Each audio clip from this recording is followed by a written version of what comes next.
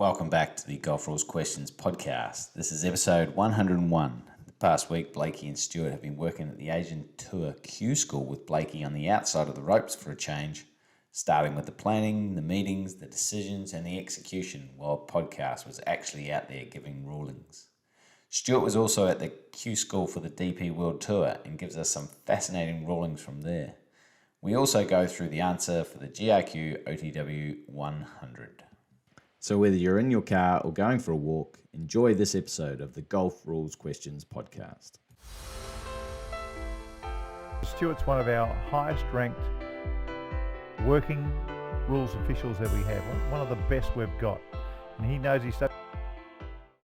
Welcome everyone to the Golf Rules Questions podcast, episode 101. And after the big episode last week of 100, we decided to start filming in person. So although you can't see this on the podcast, but if you are watching on YouTube or on Spotify, then you'll see that myself and my dear friend, Podcast McPhee, otherwise known as Stuart, is alongside me recording this in this expensive studio that we hooked up.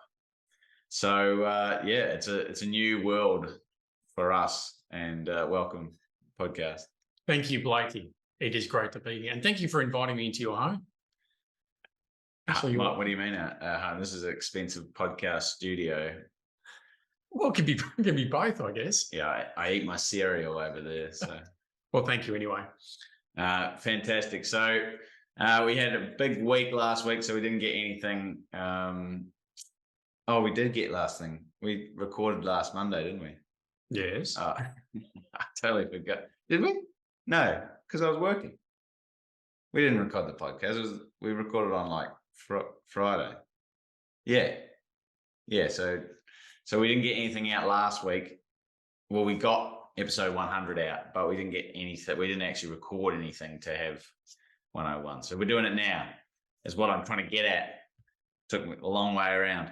Anyway, so we're going to talk about our week last week, and also Stuart has some rules scenarios from the recent. So he's done a couple of Q School stage ones, one for the European Tour in Australia at Rosebud, and one for the Asian Tour at Mount Derrimut. Last week, where you were the tournament director, and it might be the first time that you and I have worked together at an event for some time. My very first professional event, you were there. We did one or two maybe after that, but since then, so it's the first one you and I actually worked on together for quite a while. The funny thing about that, though, is that I didn't spend too much time in a cart as a referee, as opposed to Jeff Ward was our chief referee, and you were helping him out with pace of play and rulings that were required. There were quite a few rulings. Certainly, a lot for the same category, and pace of play, as we'll talk about, was actually a bit of a non-issue. But it was all good. It was good to do the Q School and just have all those people. Well, we'll talk about this later, but just have those players where they're really playing for something quite. I know they're playing every week and everything, but really something to strive towards to make their way through to that next stage. But anyway, we'll talk about that when we get to it. Yeah, I wrote a blog about this and posted it on Saturday night, I think, probably while I was watching the Ryder Cup, which was a fantastic result for the Europeans as well. Hopefully you have seen it before, seen the result before this podcast goes out to air, but I'm sure you will have. Europeans getting up, just dominant in that team's stuff on the Friday, Saturday, and then managed to get over the line in the singles as well. I love team golf. I love it. That's probably why I enjoy it. But I love team golf. Well, I sent you a note on Friday night about the foursomes. I think foursomes at that level, foursomes is just an unbelievable event where every single shot counts. Where the four ball, you can say that, a guy can wipe a hole effectively and pick his ball up, and it sort of doesn't matter as much because he's, his partner's next to the hole a metre away. But foursomes, what an unbelievable format where the pressure is on. And I absolutely love watching both foursome sessions at the Ryder Cup. Yeah, and see that result from Hovland and Adberg smashed Scheffler and Koepka 9 and 7. If you look at the scorecard, Scheffler and Koepka didn't work well together. They had a lot of bogeys, but at the same time, Hovland and Adberg had birdies when they needed to have birdies, and that's why the result was as it was. But no, I just love match play, full stop.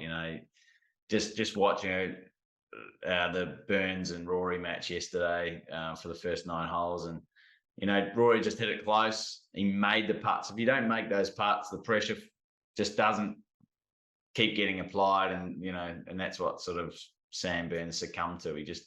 He was playing really well, actually. He just couldn't hit it close enough. And as close as Rory kept making these 5 to 10 footers and kept the pressure on, and that's why he got over the line quite easily. But it was actually, you could say it was a closer match than that.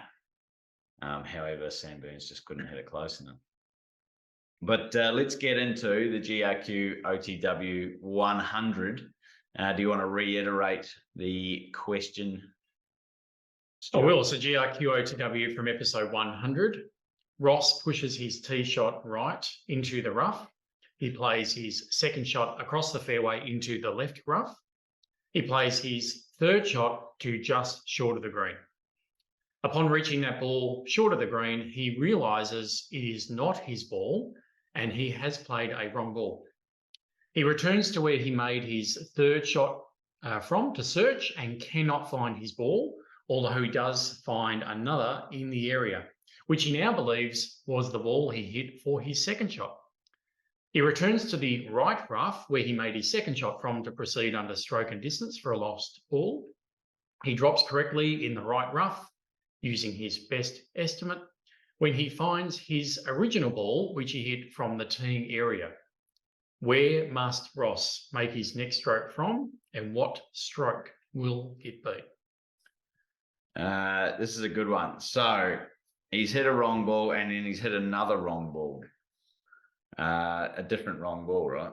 So that was the scenario I was trying to have. I just couldn't find the right words. So I think people could take it either way. Whether the second shot, they've hit a wrong ball and then hit that same roller ball, or they've actually hit 2 separate balls as wrong balls. I was trying to word it up that way to add a layer of complexity to it. The result is the same, but yeah, they've obviously hit a wrong ball at some point. So they weren't aware that they hit the second wrong ball, whether it was the same wrong ball or a different wrong ball. So it's still only the one penalty for hitting one wrong ball. Okay, then they've got to fix their mistake by going back and finding the original, which he's gone back in a zigzag to get to. But then he's dropped a ball, stroke and distance for a lost ball, which makes no sense because that's not correct. He'd have to go back to the tee, and then he finds the original ball. Now, I did ask on the last podcast if the original was found within the 3 minutes, and I think you said yes.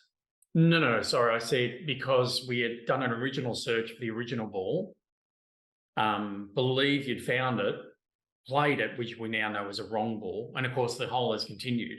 But all the time spent in searching for in playing the wrong ball does not count in the search time for the original ball. Okay, so my scenario was that the 3 minutes is well and truly gone. Okay, so the 3 minutes is up. So he's dropped a ball, but then he's found the original.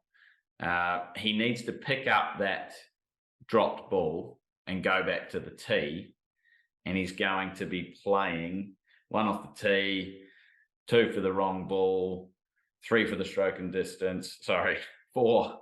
So 2, 3 for the wrong ball, 4 for the stroke and distance, and he'd be hitting his 5th off the tee. Is that what you got? That is my understanding. Yes. Definitely going back to the tee, no option to go back to the tee, and they'll be playing, Ross will be playing his 5th stroke from the tee. So now let's go into the scenario, just in case people went down this track, and I was kind of leaning down this track.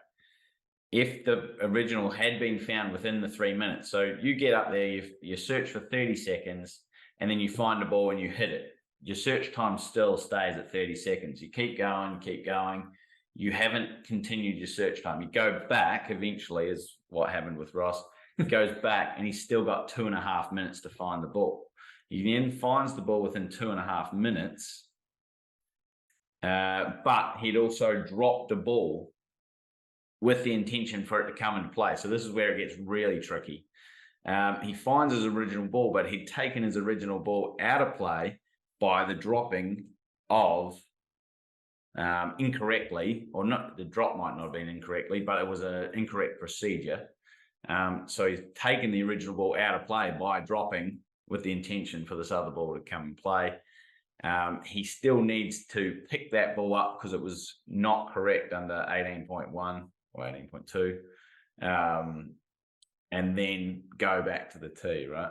Yeah, so that, as you say, that drop was an inapplicable rule. So, pardon me, then you need to, 14.5 would suggest you need to correct that mistake of a proceeding under an inapplicable rule, dropping a ball under an inapplicable rule, and you now know information has come to light that in fact you have done that, and you must correct it. 14.5 says that you must correct it, which is what Ross would have done, walking back to the tee with the probably 2 groups now waiting behind on the tee, waiting for him to sort this out. So if he had never dropped his ball, to proceed, if he'd never dropped a ball and he'd found the original balls are still the ball in play because it hasn't been lost or hasn't been searched for over 3 minutes. So it's not lost yet. So if he'd done that and not dropped the ball, and, which was clearly a stupid mistake, then he would have just been hitting his 4th because it's the 2 for the wrong ball, 1 off the tee, and now he's found his original within the 3 minutes, and it's still the ball in play. Old Roscoe. Bit dumb. So that is GRQ OTW for 100. Now, let's get into last week. So last week, I'd been prepping for this for maybe since the start of March, when I've been talking to the Asian Tour about running a Stage 1 Q school in Australia. Last year, they ran one in the US. It went really successfully. Got quite a few Americans through, and then through to Stage 2, and then they made Stage 2 as well, and they got on the Asian Tour for this year.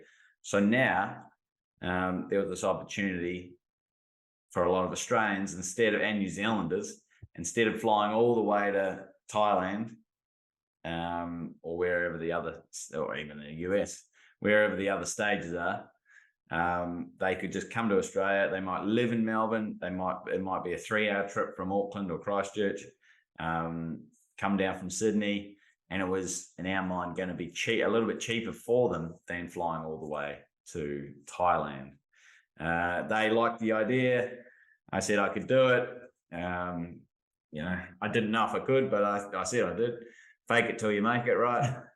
But luckily, and this is probably the most important thing, is I got a really good team involved. We were looking for 60 to 70 players. We ended up getting 40. Next year, if we release it a little bit earlier and people know that it's coming to Australia, because this was the first year it ever done, the Asian Tour had ever run it solo. So not many of the players actually knew that it was coming. If we release it a bit earlier, tell people that it's happening, I'm sure we'll get to 60 to 70 players turning up. Now, finding a course, everyone's asked me this, why did you go to Mount Derrimut? Now, there is a sort of snobbiness around Melbourne because we're so spoilt with the amazing sandbelt golf courses that we do have, and even down the Mornington Peninsula and over the Bellarine Peninsula. We're very, very lucky in Melbourne, especially with the golf course, the condition of the golf courses and the design, and where they are and what they're situated on, that sandbelt type. That sand is so good for drainage, for minimize disease, all that time, for preparation, for low cost maintenance, that type of thing. Whereas we didn't go there. We went to Mount Derrimut, built on clay. Now, golf courses built on clay don't usually play as well. And as I said, it was all mainly because of this.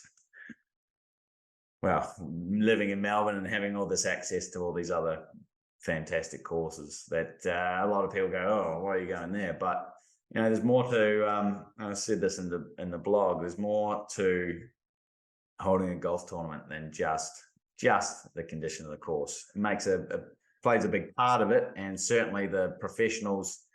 That's how they're trying in the stage 1 qualifying school to try get onto getting a tour card and securing their job for next year. But it's not the be all and end all of holding a tournament. In your defence, if you were to ask golfers what do you mean defence? If you what you said before, you'd receive some comments. I want to launch your defence. If you ask golfers which area of the course would they want to be in really, really good condition, the best condition, I would think it'd be the putting greens. And the putting greens are in really, really good condition because they want to be able to make birdies, right? So yes, it was a bit rough in some areas, and over here was a bit rough, but the greens were phenomenal. And I saw a lot of putts made. And I think that's what golfers want, is they want to be able to putt on really, really good surfaces. And they got that. Yeah, and the fairways as well. That was the other thing. The fairways were really, really nice. You're getting consistent lies. There were a few divots around, but there were always are. And especially, I was sort of more concerned coming out of winter as to how the course will be. They were a bit nervous because last year they had so much rain. This year, obviously, we had hardly any rain. We've got lots of sun. The course had been baked for the last 6 weeks. So it was playing hard and fast. And I was just telling Simon, the course super, to not have it rolling so fast because one of the trickiest things, and they would say the defence of the course, is that there's not many flat spots. There's contours everywhere. There's slopes everywhere on the greens. Finding 4-hole locations plus the practice day hole location was difficult.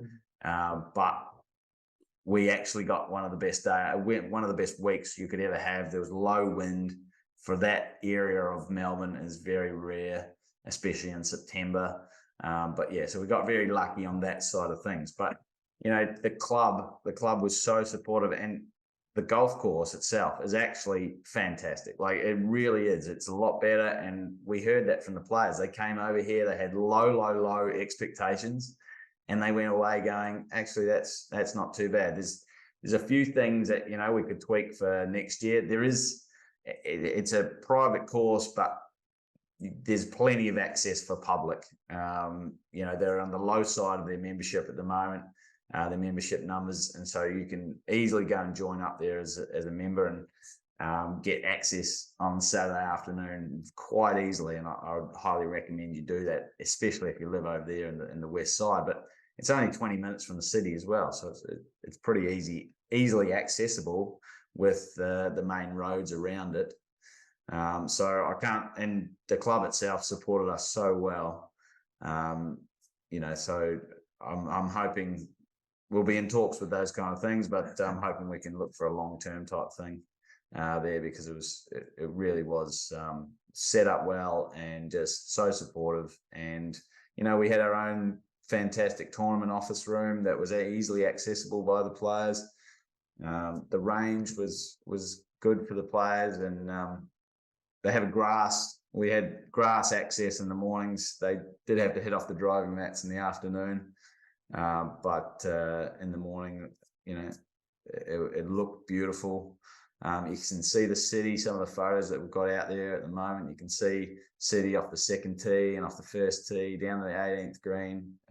Just a real great vista at that Mount Derrimut. It used to be called Sunshine Golf Club, and then they changed their name just to reflect where the golf course actually is situated, in which suburb.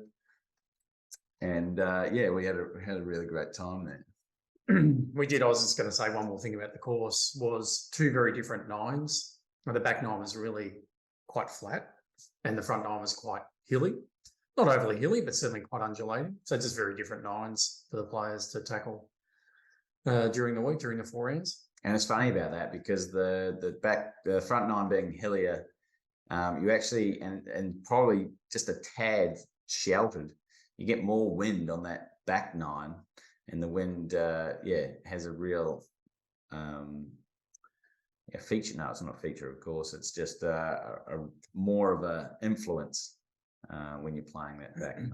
Mm-hmm. So I didn't actually get out there too much to help referee. So the rules of golf, for me, I had my chief referee from Jeff from the start, and we went and had a look at the course in June, I think it was. And, there was a few things there. We just wanted to make sure we got our boundaries exactly right. We stretched them out in some areas than where the club normally has them. Then we wanted to work out what our penalty areas looked like. They actually had yellow penalty areas there prior to the week, and I asked the club if we could change them to be all red.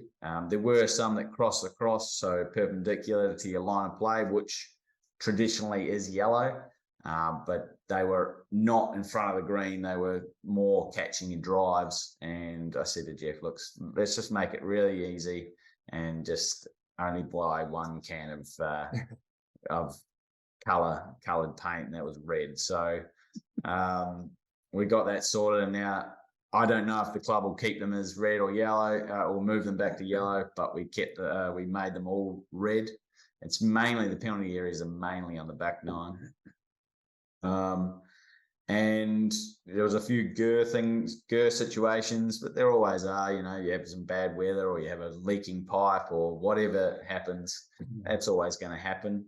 The other thing that we did have, there's a lot of stone walls, rock walls, stone walls, and the club actually provide free relief, not only from interference to your stance, swing and lie, but also if you're reasonably close, like a couple of club lengths away, then you're within this GUR area. We got rid of those. Jeff and I and Doug, we got rid of those, and the stone walls were, as they were intended to be from the start, integral objects. And if you got stuck behind it, that was just bad luck. So I've never seen so many stones on a golf course. They were everywhere. Yeah. Just imagine the effort, however many years ago, to actually put them in place. Mm. So interesting. You made them integral objects, and every now and again there was a player whose drive would end up right behind it, and you know what? They were turning left 90 degrees and chipping out. They had no option. They couldn't hit over them. The interesting thing about those integral objects, all the walls, was there was a lot of rabbit holes around them, which was another feature in a way of the course. And I'm driving in the very first morning, I think within 50 metres of entering the driveway, a rabbit run across in front of me that I avoided hitting. I realised there might be a few rabbits around here, which the rabbit holes pose their own issue from a rules perspective. If you want to talk about them, if you're happy to talk about that now. The interesting thing with how many animal holes there were on the course, all from rabbits, was there were so many in areas around these integral objects around the walls, it was then hard to work out, because animal holes include not just the hole itself, but the material that's come out of that hole. And it was difficult at times when there was holes everywhere, was the ball sitting on material that had come out of a hole, or was it just the dirt from that entire area? And that was a bit of a challenge sometimes. It's just one for the referee to make a decision. Yeah, it was, because it clearly wasn't in a hole. It was on the dirt. One time I actually grabbed a tee off the player and I probed myself. I probed into the ground. Is this hard surface or is it actually loose material? And sure enough, it was loose. And I said, no, you're fine. Take your nearest point, club length. And you know what? He chipped out sideways anyway. So all I did was gave him another club length back away from the wall to chip. He was still chipping left and hoping to make that par 5 and 3 with a very long shot to come. So he was still penalised in the sense of being behind the wall. The animal hole in that case really didn't help him that much. But that was a bit of a test because there was a lot of animal hole. And I know you made the rule that it was interference to the ball only, not stance, because there was quite a lot of times players were standing pretty much across an animal hole, across a rabbit hole, that their ball was fine. Yeah, so that's one on our hard card for Asian Tour. And I believe, and don't quote me on this, but with all the other tours that I've worked with, I believe that's pretty standard around the world for hard cards, is that relief from an animal hole is swing and lie only, and you do not get it for stance. I had an interesting situation with an animal hole where the player called me over. I won't mention his name. You and I both know him. The player called me over, and sure enough, his size 10 right foot was sitting right across the top of an animal hole, rabbit hole. And he said, "Oh, do I get relief for this?" I said, "No, it's live your ball, not the stance." And then sure enough, his ball was also sitting in a bit of a scrape as well, a bit of a non-grassed area. I said, "Oh, what about the ball?" And I got down onto my knees to look at it a bit closely. Before I even said anything, the player admitted, "Yeah, probably isn't an animal hole," which made my decision a bit easier to go, "Actually, I agree with you," which to this day right now, I don't think it was an animal hole. It's just an area with no grass. So sure enough, he accepted that, but he admitted straight away, "Yeah, probably isn't an animal hole," going, "Yeah, I agree with you." Don't you love those rulings where you are not actually providing a ruling in the first place, because the player's not arguing against you, he's actually arguing for you to not provide relief. So I had one where it was a long time ago, but it was an animal hole or it was a footprint or whatever it was, and the player argue, and I said no, and then he said no, and I went back and I changed my mind, and I was like, "Oh, I'm not sure I should have done that." It was so 50-50 on whether it was or whether it was just people, because people have been walking in the area as well. Anyway, I gave him free relief. He smacked it into a tree, smacked it into another tree, ended up making 8, and I felt that was GolfRules karma. If you get free relief where you shouldn't really be getting free relief, then you should go on and be making a quad. I don't. That makes a lot of sense to me. And there'll be a clarification coming in. And so when you actually do deny someone and say, "Oh, I'm sorry, I just can't give you relief for that," you hope that they hit this miracle shot and make a birdie. That's what you hope. I actually, funnily enough, I did actually give one ruling. I intercepted one of our referees and helped them out, and just because it was so close to the clubhouse. But it was just so funny, we drew lines, and club golf, you don't usually see lines. It's usually stake to stake. Some clubs do have it, but it takes time for greenkeepers to maintain it, draw the lines, all that kind of thing. But whereas in the tour, it's a big thing, and it makes it so much easier. You don't have to get out your fairy floss. No, not your fairy floss. Your dental floss. And measure. It's on the line or it's off the line or whatever it is. Anyway, and this one was, say this was the line, because it's this is a microphone, microscoped in about 1,000. But say this was how the line's actually just. But you can't see it on the podcast because if you're listening. But if you're watching on YouTube, you'll be able to see. But the ball was actually no part of the ball was half on the line and half out of bounds. Well, the line is out of bounds, but the ball was half on the line and half away from the course. Course on the other side of the course. Got it. And the player was arguing. Well, if I didn't know the rules, I probably would have argued as well, because in so many sports like tennis, if you hit the line, you're in. Brings up chalk, you're good, right? Cricket, you need to be over the line with a no ball and with runouts. So cricket's more like golf. I'm not sure that the other sports, like basketball, is the court defined by the outside line or the inside line? Outside, almost certain. AFL, it's the outside. So the total ball has to be, if it touches the line, you're take that back inside. You're in. So the interesting thing about that, so I heard that call over the radio. The referee on the spot behind the 9th green where it was out of bounds. I heard the call about the description about on the line, but half it's off, and I'm going, that ball's in bounds. Yeah. What I didn't hear over the radio was the half not on the line was actually away from the course, not in the course. So it's good that you were literally 50 metres away and drove over or walked over and sorted that out on the spot. Yeah, it was a sort of walk / run / just it was a probably Olympic gold in the 40K walk.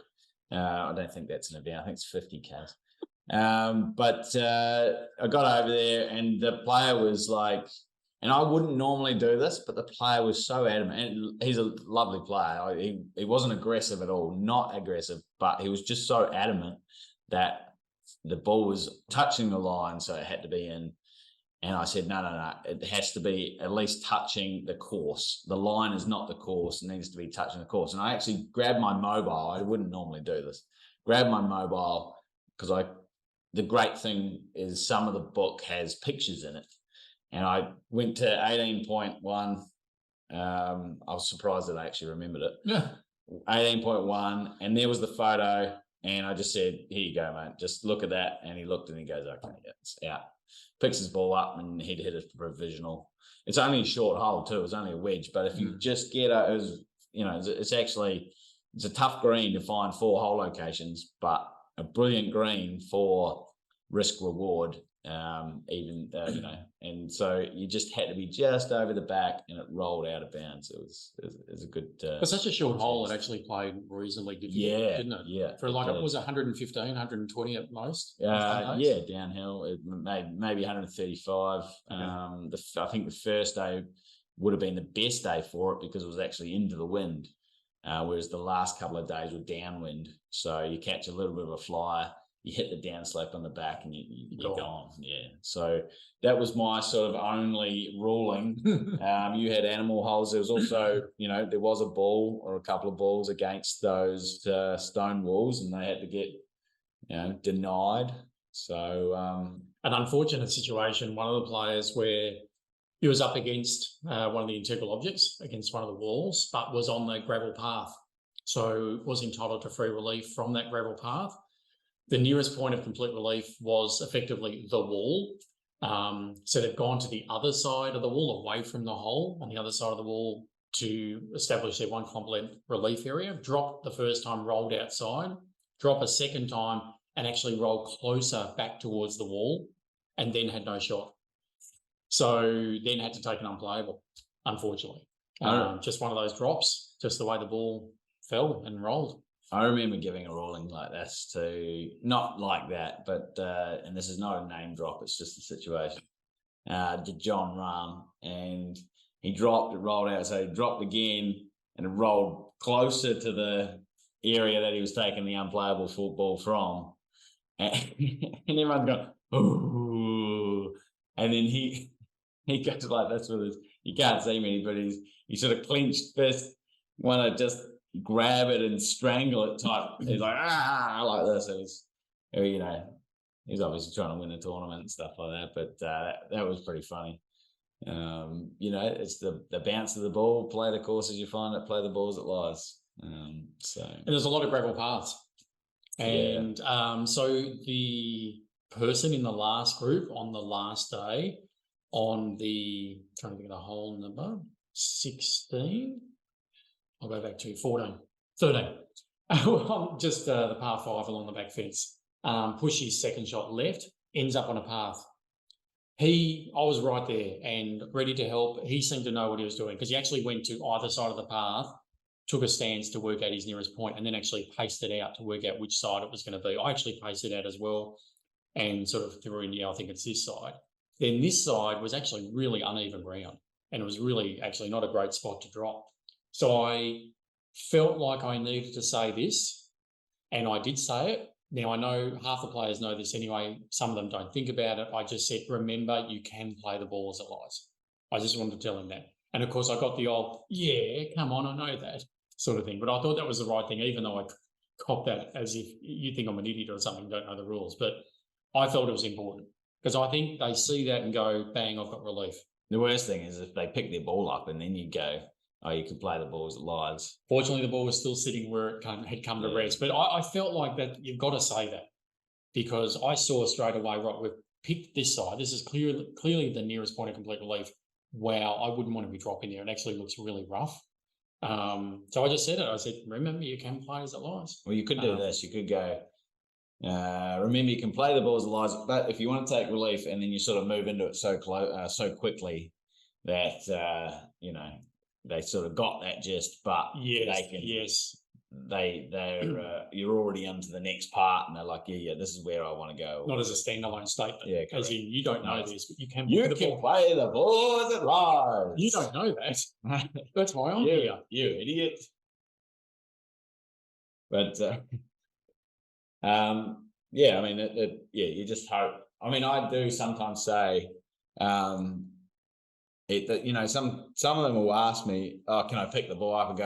And I go, as quick as I can. I go, yeah, just as long as you don't want to play it. Exactly. Just as long as you don't want to play it. Are you taking relief? Is what I said. Because, you know, because if you, but at the same time, if it's like dropping from a sprinkler head onto a fairway, and the person's going to get a perfect lie, or there's no such thing as a perfect lie, but they're going to get a good lie in the fairway. You're probably not going to say that, because then you know that they, you know, if they said, oh, can I replace my ball? You go, well, that's a one-shot penalty, or you could just drop it in the fairway, or like you were going to. I'll just do that, you know. They're never going to go back to that spot. Had a couple of players, because there was a lot of gravel paths, as you know, and a lot of relief situations.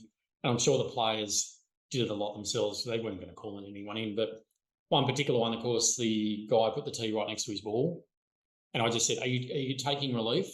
And you're definitely taking relief and all that. So I said, just pick the tee up. You don't need to mark it anyway. Pardon me. One other dropping procedure. This is the par 5 4th. So up the hill, over the hill, down towards that back fence.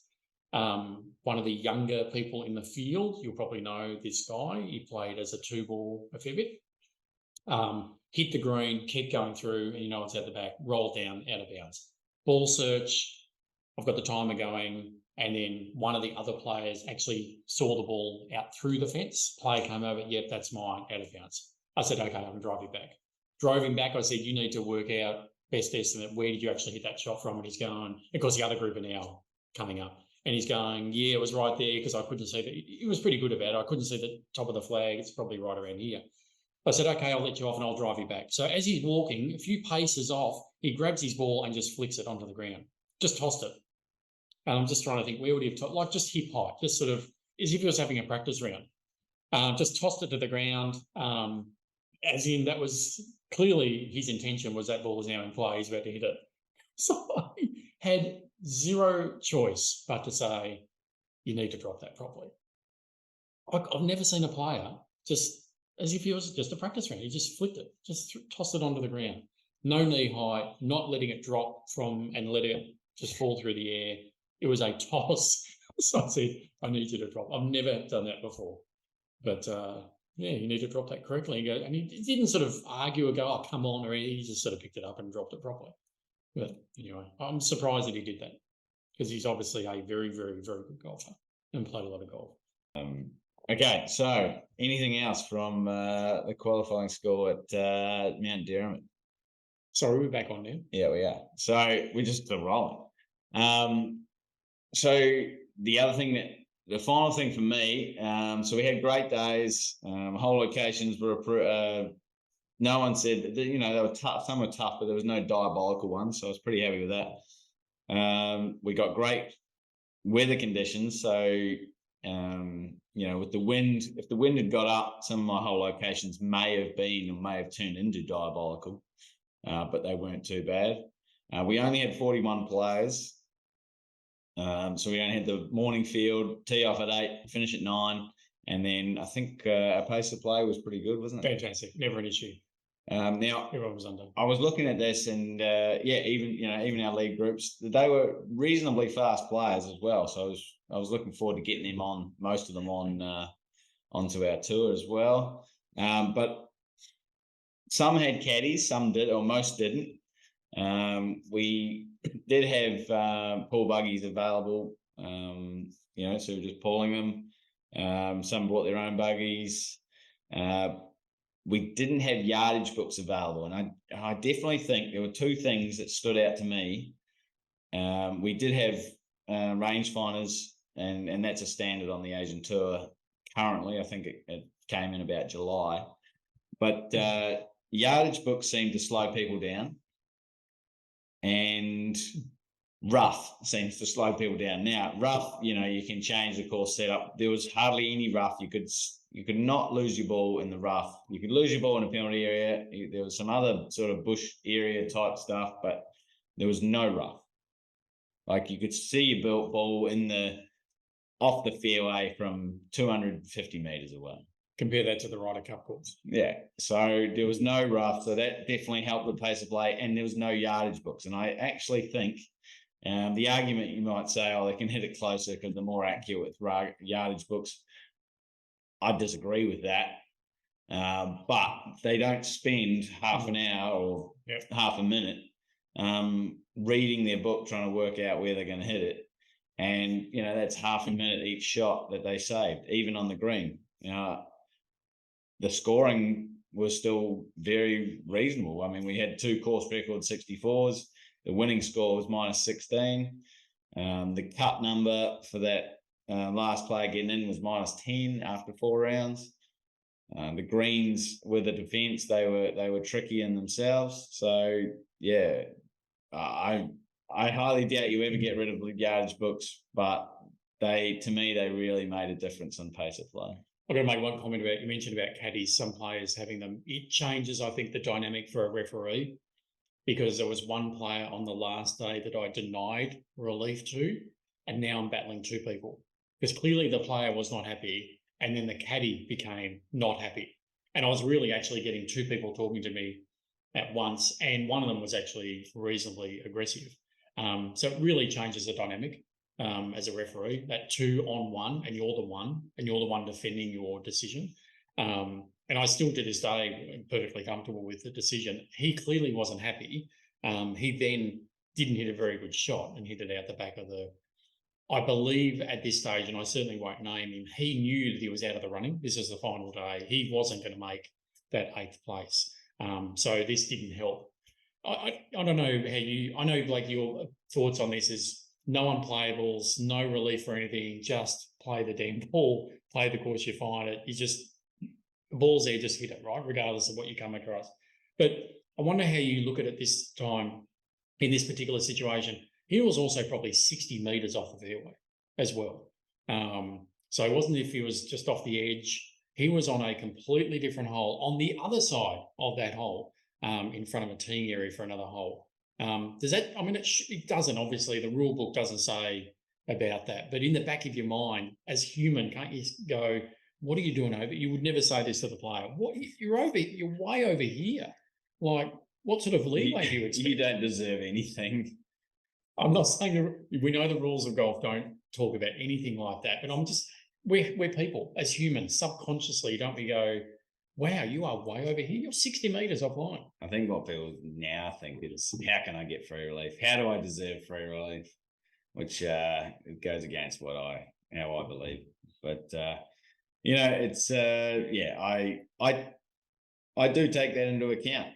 There's abnormal on the fairway, which is drain, for example. Well, there's more abnormal on the fairway because it's not that nice manicured grass.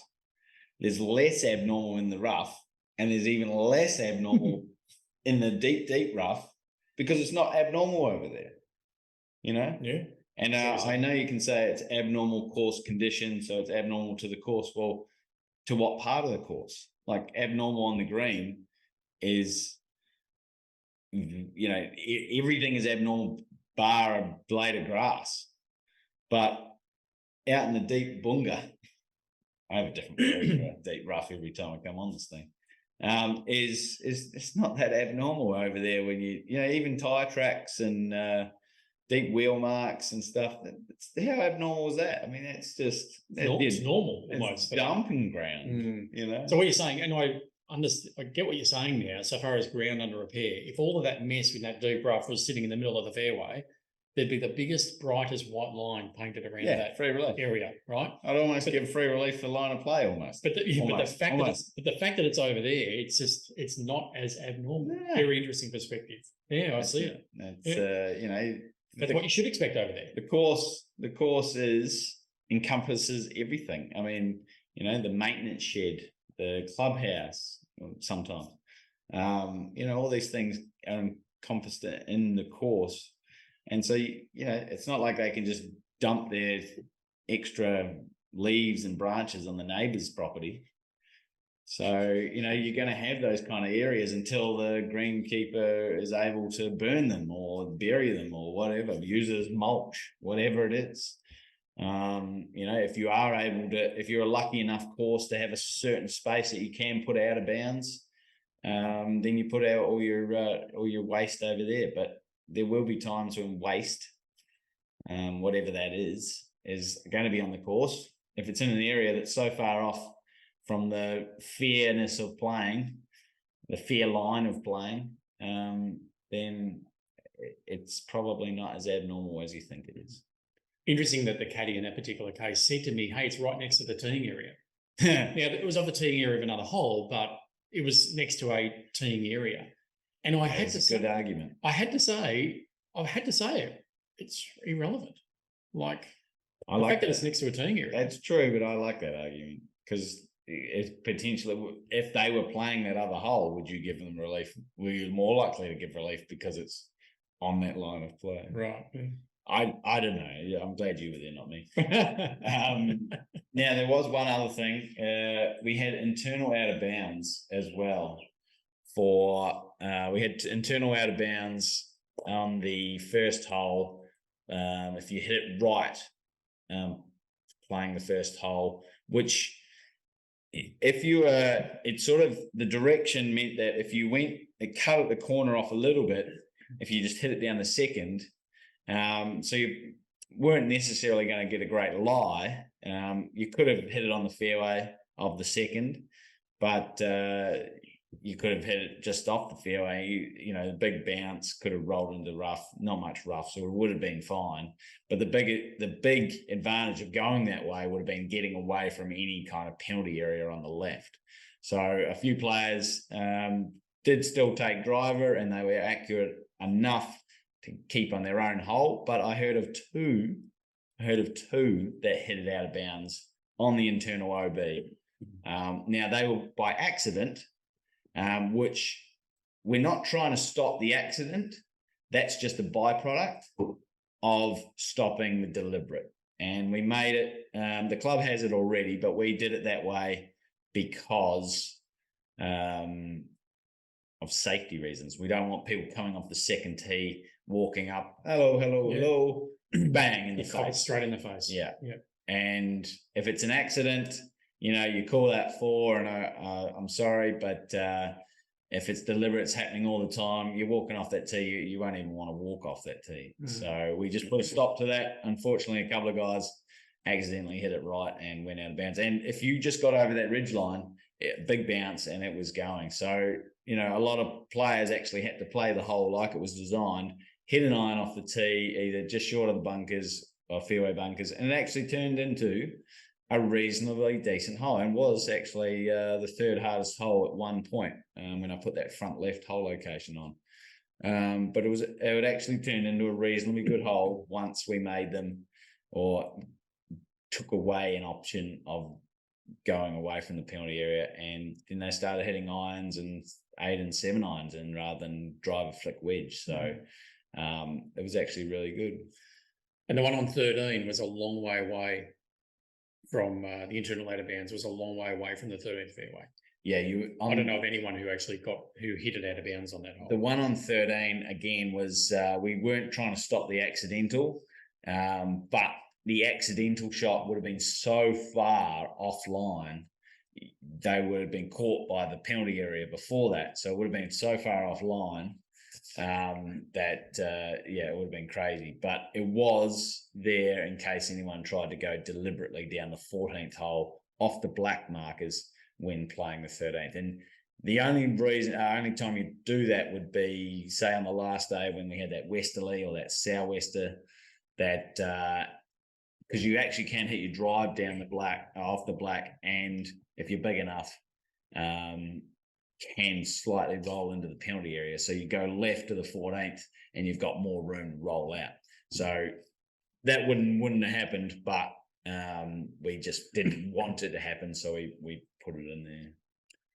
Got a quick drop situation for you from that same event last week with a player dropping off a cart path.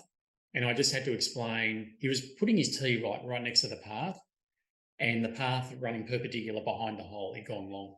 And I said, no, you need to take your stance as well. Get your left foot off the path to take your stance for your next stroke. Then we'll identify the nearest point of relief. I said, it's okay, it's there. He put a tee in the ground to mark his reference point, and then said, do I drop it right there? I said, no, you've got a whole 1 club length semicircle to drop it in. So it's just, we find these very simple procedural things. Like, we have zero confusion about these procedural things, but it's interesting how players just, do I need to drop it right there? I said, no, you've got this whole area to drop it. Anyway. The funny thing about that is, like, the elite golfers, when they're playing those elite amateur events, they do tend to then start having referees. But when you're a club golfer, there's no referees out there. When you're getting into sort of just any sort of tournament, there's hardly any referees. We've talked about referee development and stuff like that before, but there's hardly any referees. And then suddenly, when you go to that professional game where strokes, mean a lot, money means a lot, it's a job for a lot of people, and referees are required. And actually, under the official world golf ranking, you do need to be playing by the rules of golf, and all your players need to be playing by the rules of golf. And so it's very important to have referees there to help the players play by the rules of golf. Otherwise, the tour itself could lose their status, their affiliation with the OWGR. So then, I made sure we only had 40 players, but I made sure to have a good team of referees there in case anyone wanted anything. And we had a couple of calls at the pro shop to get our referees, and we had a good communication system set up. But most of our referees were in positions where the players could see them, and we got the referees there as soon as possible. But a lot of other players, is what I'm trying to say, a lot of other players wouldn't have even known that there was referees available and to be used when they weren't sure of the rules. So I can see how they get to that position where they've never had a referee and I, just like myself, wouldn't have known what a referee was in the first place. But once you get to the bigger game, the big leagues, referees are there and are important for everyone.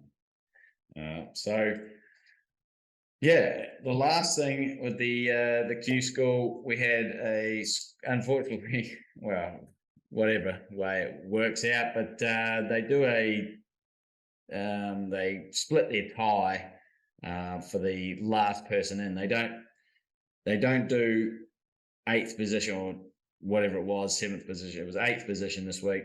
8th position in ties. It's just 8th position. So it's 1, 2, 3, 4, 5, 6, 7, 8 players got through from the 40 players or 41 players, and that 8th person and the 9th person actually finished on the same score, and there was not a hole-by-hole playoff.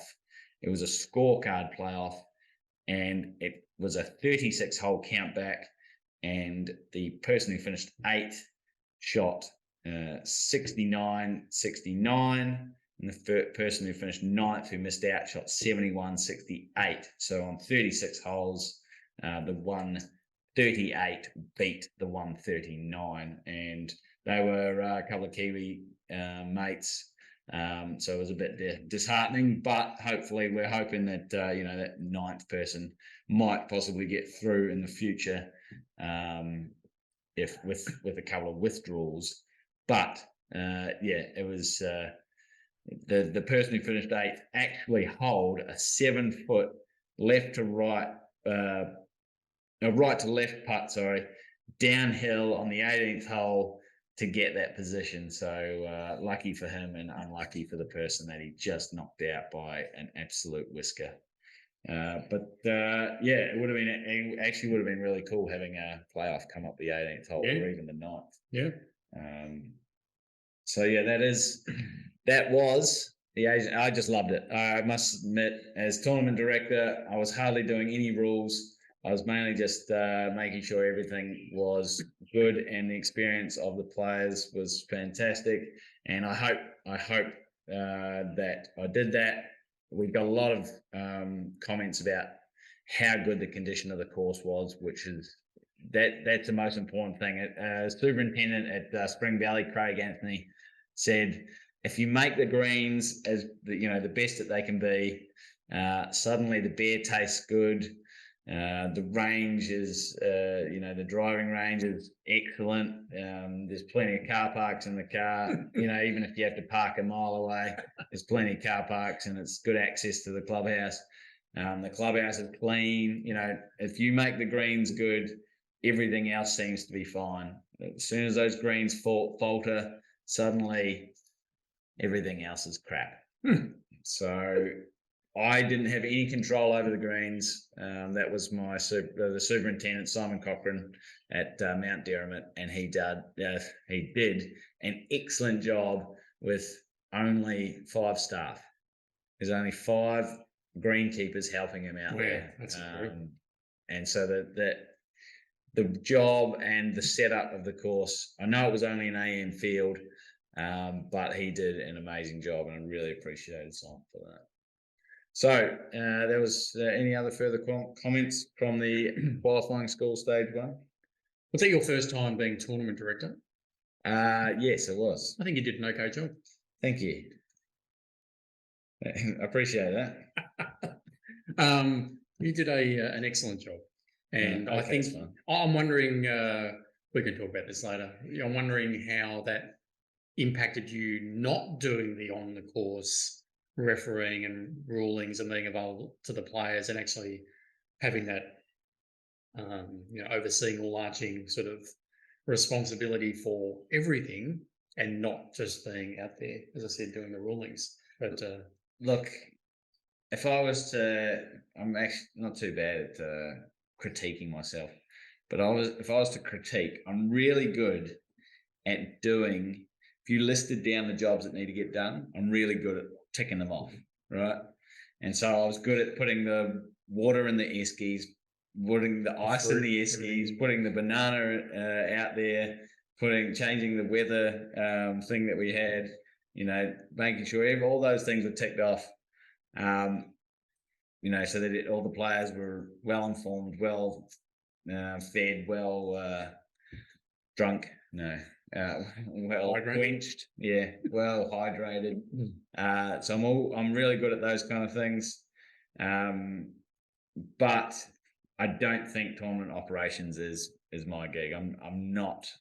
I had an amazing assistant tournament director as well as my chief referee. So my assistant tournament director was Doug O'Keefe, and just behind the scenes, he just helped. He's had so much experience in this kind of stuff, and he loves it too. He loves it. And he loves, the experience that the players are having. I don't quite have that. I did have it slightly this week. I was in such a high come Friday afternoon after we finished that it went so well. But I think I'll stick to refereeing.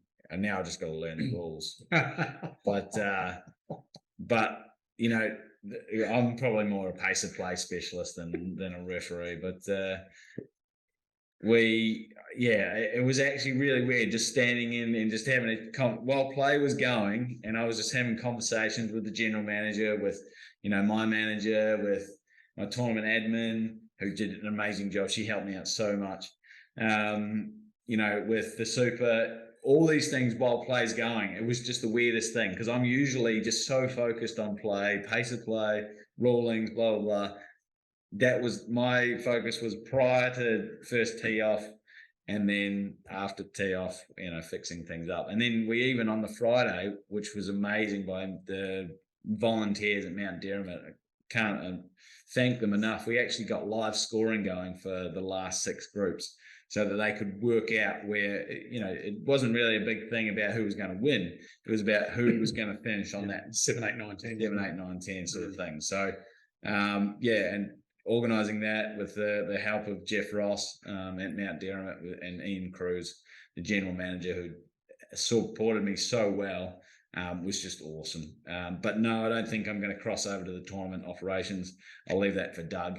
And I'll get back on the referee team soon. Although next year I definitely will do TD again with Doug and Jeff if it comes back.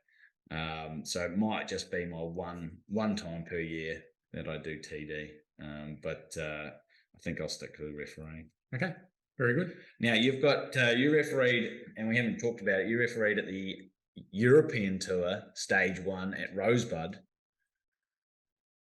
Which was about 3 weeks ago. Maybe 4. Okay, start of September or end of August. Yeah, it finished maybe 1, 2 September. Something like that. And now we're in October. Yeah. So it's almost 4.5. Yeah. And you've got a couple of rulings that you're going to go through? Oh, just a few. By the way, Blake, we call it the DP World Tour. Oh, sorry. Now, just Well, it's technically the European Tour, but with a sponsorship, a name sponsor.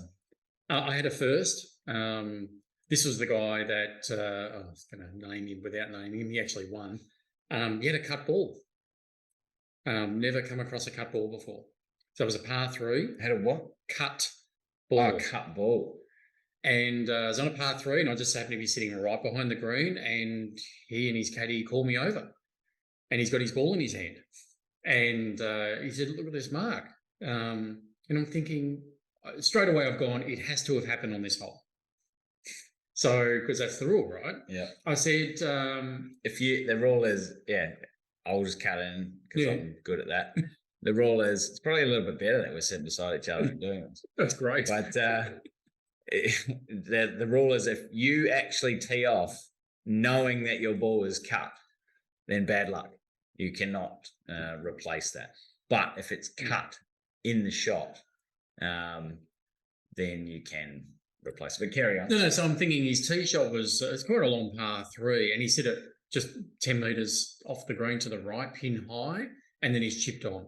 He's then marked it, lifted it, and realised. And I thought it has to have happened from that first shot, not the very, very gentle second shot. So I just simply said, has this happened during this hole? And the caddy said straight away, I cleaned it on the last green, and I didn't see anything. Maybe he cut it while he was cleaning. He could have cut and polished, maybe. Because he had a shave and then he cut it with a And, as soon as the caddy said that, I've got nothing to go on. Yeah. I've got nothing to dispute that. I've got to take it at face value.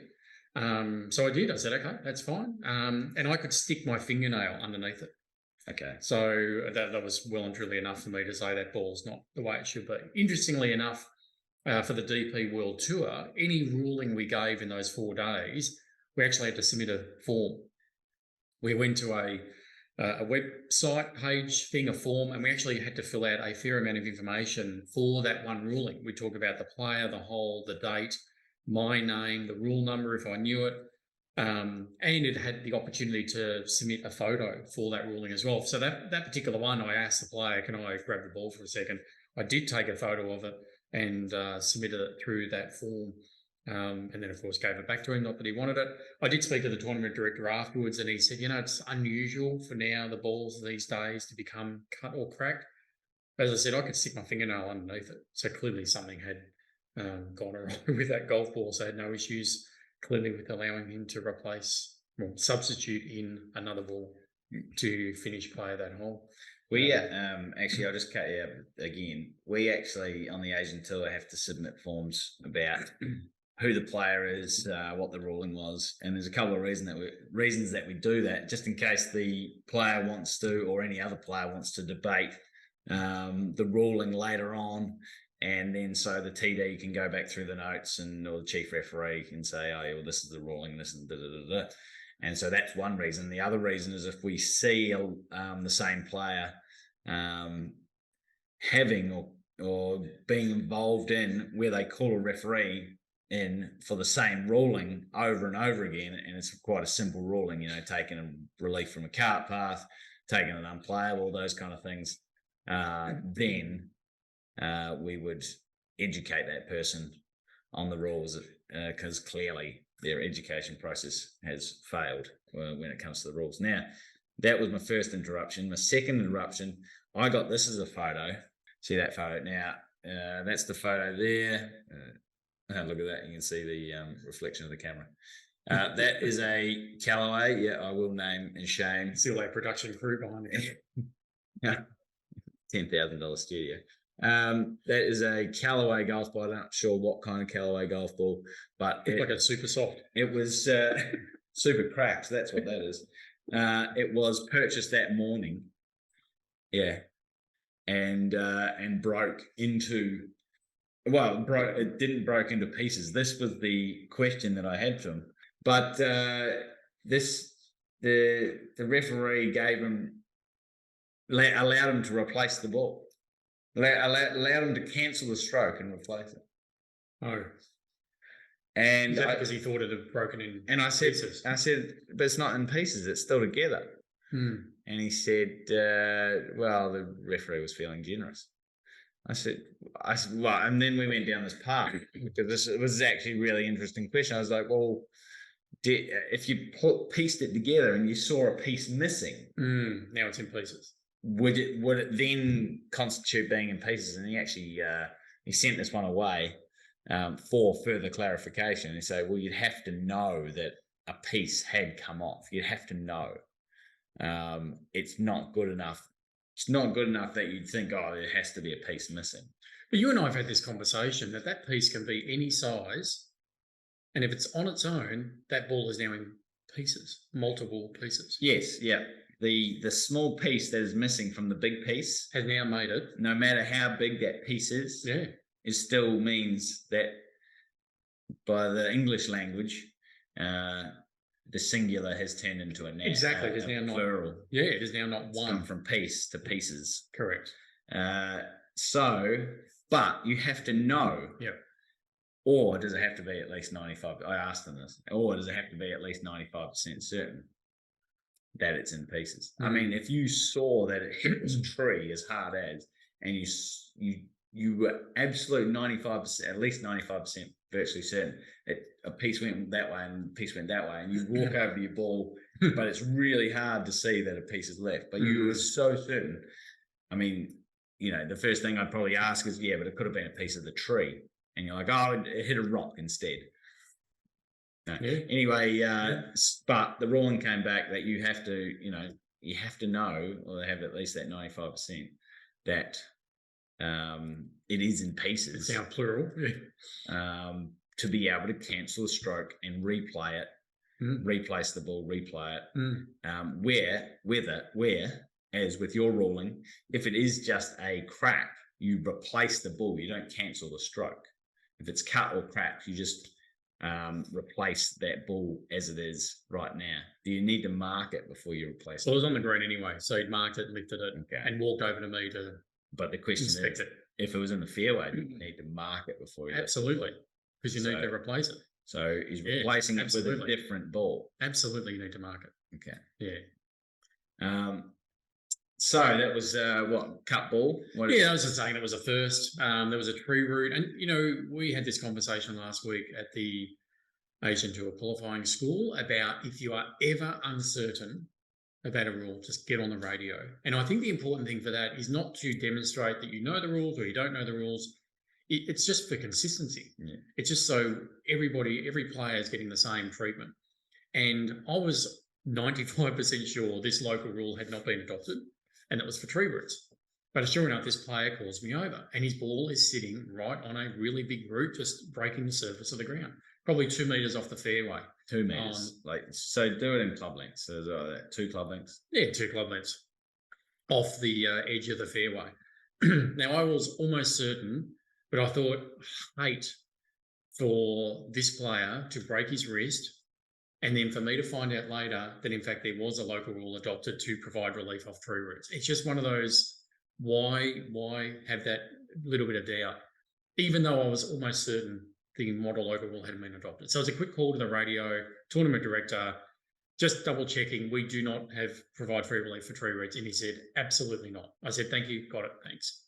And that was enough for me to go to the player, you know, with obviously the cert. But to me, that's the consistency of making sure that, because it's one of those obscure ones, and it could be adopted.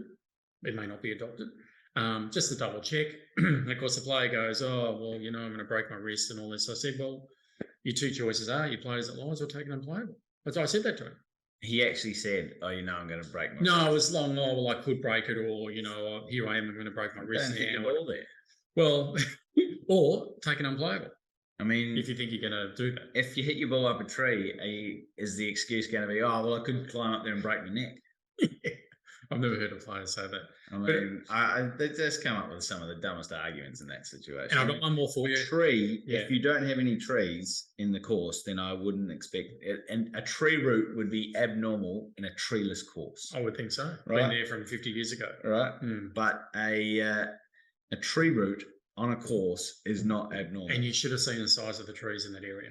Yeah. Huge pine trees. Massive. Yeah. With pine needles all covering the ground, which made it actually quite easy for ball searchers in that area because it was just all brown pine needles. One other was a rule 6.5, so completion of the hole one on the par 4 7/8 dog leg left. So he's pushed his tee shot right into the trees and basically hit a really, really low runner second shot. And it's gone over the rise and disappeared towards the green. And everyone's just waiting. So I arrive at the scene and I could see in the distance around the green the ball search. Right, people, players, caddies everywhere looking for the ball. I've gone bang straight away, stopwatch, start it, and I drive up. And I just go, where are we looking? What was the line? Who was the player? Where'd you hit it from? And I said to one of the other players, can you give me a rough idea of how long it's been since I arrived? He goes, oh, we've probably been searching for a good minute. I said, okay, thanks. And I do my calculations, you know. Took me 20 seconds to get here. I started it then, so I got a rough idea. Because I do like the idea plus the 10 seconds of working out calculations. All that. Maybe 5. And I think it's really, really important to give the player an update. Yeah. And run it down, hey, 60 seconds ago, 30 seconds ago. Or they go, oh, forget it, I'll go back. And I go, well, you've actually still got 45 seconds. Oh, I definitely wouldn't do that. I want them to hurry up. If they want to walk out, I just go. I know you do. All right, so everyone's searching. Now, behind the fairway is some really, really thick grass. There could be a ball anywhere in that thick grass. He's now resigned himself to the fact, off he goes. I've sort of followed him to give him a lift. He's already sort of almost half jogged back. And now he's the group behind, waiting in the middle of the fairway. Yeah. He's gone over to the right trees, didn't ask for any of my assistance, but I'm parked about 20 metres away to give him a ride back. Yeah. Drops, hits, does exactly the same shot. Yeah. Low runner because of the tree, low runner over the hill towards the fairway, comes over to me, and I drive him up again. Yeah. And it ends up just short of the green, right? So he's lying now just short of the green. Going to be lucky to get up and down for a double. Okay.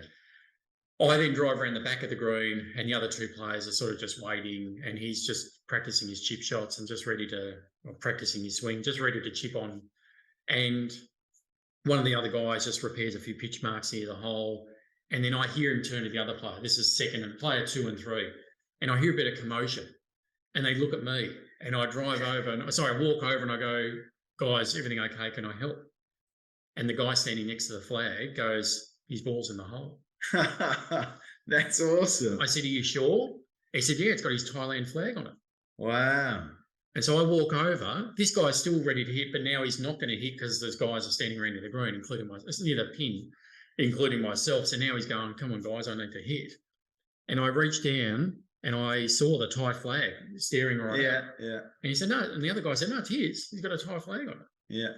So I picked it up out of the hole, walked towards him. I said, it's in the hole. And the other player goes, so what happens now? He's dropped and he's hit and all this. I said, I said, it doesn't matter. You're just going to give him 2 shots for practicing. So this guy has gone from... That's not true. Yeah, there's no... Once the hole's finished and he didn't know it was finished. No, that's true. So this guy is staring a 6 in the face and writes down a 2. Yeah, how cool. He almost jumped in the air.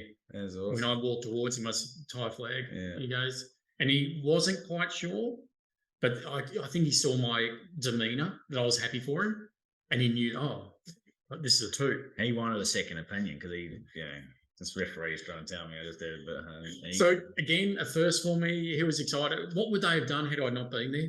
declared the ball lost, and then it would have been something. Something. What would they have done though? I reckon that situation. I reckon they would have called something. Oh, absolutely. Yeah, not being sure. So they would have stood there waiting, holding the group behind to make sure they got the right ruling. But I happened to be there, and as I said, it was a first for me. Well, that's one ruling that I've never had, so that's amazing. Pretty exciting. Yeah, it disappeared over the rise. You're finally giving someone good news, and no one thinks to look in the hole. Usually, referees are giving bad news, right? So for you to give good news, that's awesome. And no one looked in the hole. Yeah, every now and again, you just wander by. Okay, it's not there. I knew it wouldn't be there, but I now know for sure it's not there. And sure enough, his ball was in the hole. That's amazing. I wonder where. So he's done the same shot, sort of hit it around. Yeah, just a little bit. I wonder where. None of the other players were actually looking when it came into under the flagstick. No, it was blind to them. They couldn't see the bottom of the flagstick because it's disappeared over the rise and head towards the green. That's awesome. Great story. Yeah, that was a ripper. I was pleased with the guy. Yeah, he was really happy. And I think his dad was the caddy. You'll remember that one. Yeah, they were pretty excited. I wish I said that one. So jealous. Just do the editing and dub in your. Hey, Blakey, you told me this great story. Can I share it with everyone? I'm gonna. Yeah. Right. I think we're getting on to GRQ OTW 101. Stuart, to wrap things up. Yep, I have it right here. GRQ OTW for episode 101. In an individual stroke play event, Andy, the average golfer, hooks his tee shot left towards a red penalty area on the third hole at Wombat Hills. His group searches for around 1 minute in the thick grass outside the penalty area, and frustrated, Andy drops a ball using lateral relief from the red penalty area, even though it is not known or virtually certain for his ball to be in the penalty area. He is about to play his next stroke with the dropped ball when someone else finds his original ball in the thick grass outside the penalty area, well within the 3 minutes of search time. Which ball must Andy play, and are there any penalty strokes? So when you say, the only thing I wanted to clear up here, and it's actually better because I'm such a visual learner, I get to read this thing instead of listen to you. Hooks his tee shot to left towards the red penalty area, but then you say it's not known or virtually certain that it was in the penalty area. Is that because the grass is so thick that it lessens that 95 down to sort of 60? Let's say the penalty area probably was poorly marked, and probably they could have mowed and set up the course a little bit better. So no one saw it go into the penalty area, but they certainly saw it heading. And so then he believes it's in, but not enough to be virtually certain it's in. He's just gone, look, I'm just going to drop it. And so he takes the easy option out to go lateral relief from the red penalty area. And then someone finds it within the 3 minute search time. But before he's hit the ball. Which he was just about to do. Okay. So now there's 2 balls lying on the course. Okay. Both belong to him. What is the answer for GRQ OTW 101, please? Well, this has been fantastic. Actually, the banter has been a lot better because we're right beside each other rather than on a Zoom call. I think Roscoe and I did this only one other time, and that was sitting beside each other in a car. And I think that's actually been, the audio must have been so bad that that's actually been our worst episode ever. I think the least viewed episode was like episode 3 because of that one where we're sitting beside each other in a car or something. Like a ferry going somewhere? Yeah, it might not have been 3, it might have been 19. It was something along those lines. But hopefully the audio is better. Hopefully the video is better and the content is better, so that we'll get more listens and likes, and make sure you subscribe, make sure you review. Send a review in. You can do it on Apple Podcasts or Spotify. Click the 5 stars. Don't click any others. Just click 5 stars because we know that if you are listening to this and still listening at 101 and this, how long this takes, this one, you deserve, something, because that is just amazing. If you are still listening and have listened to all 101 episodes, then you will only be clicking 5 stars. Because people who are still listening and are going to click 2 stars, why? Just stop listening. Don't bother. You know, if you think, I sent something out the other day saying if we want to try and get more listens and people listening, if you do have feedback as to how we could make this better, send it through. We're you know, now we are trying. This is episode 101. I've got crows making noise in the background. I've got so many birds in the backyard, but we are now trying rather than over Zoom, we're trying person. What do you call this? In person? In person. Yeah. I was going to say live. On location? But it's not live. I need to edit a few things out.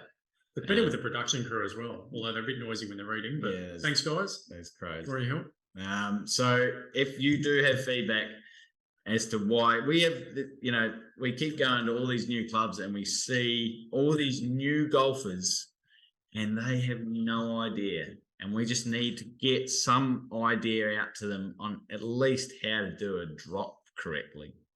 Not a cowboy throwing it from hip height. That's exactly what it was. I'm baffled by that. And considering I know what his scores were when 2 of them played together on the Saturday, Sunday, I'm so circumspect that, rules weren't followed. Is circumspect the right word? Yeah, it's good. Sounds good. Yeah, it does. Use those big words. So thank you everyone for listening. Make sure just go and review it. Send us information as to how we can get better. Hopefully you've enjoyed this episode the most. And until next time, I'm away on Wednesday. So I won't tell you where I live. No, I'm away on Wednesday. Going to Jeddah. We've got Live Jeddah next week. So I'm helping out setting up the course there. There are a lot of red penalty areas, lots of hot sun, so lots of sand. So I won't be here for at least 10 or 12 days. But when we get back, or when I get back, we'll film 102 if Stuart is around. I think the PGA Tour of Australasia, they head to Western Australia this week. They do. I won't be with them this week, but they do. And next week as well. They've got 2 weeks on the road. And when's your next tournament? Queensland PGA. Okay. First week in November. There you go. And I've got a few weeks off, a few weeks of tournaments in November as well.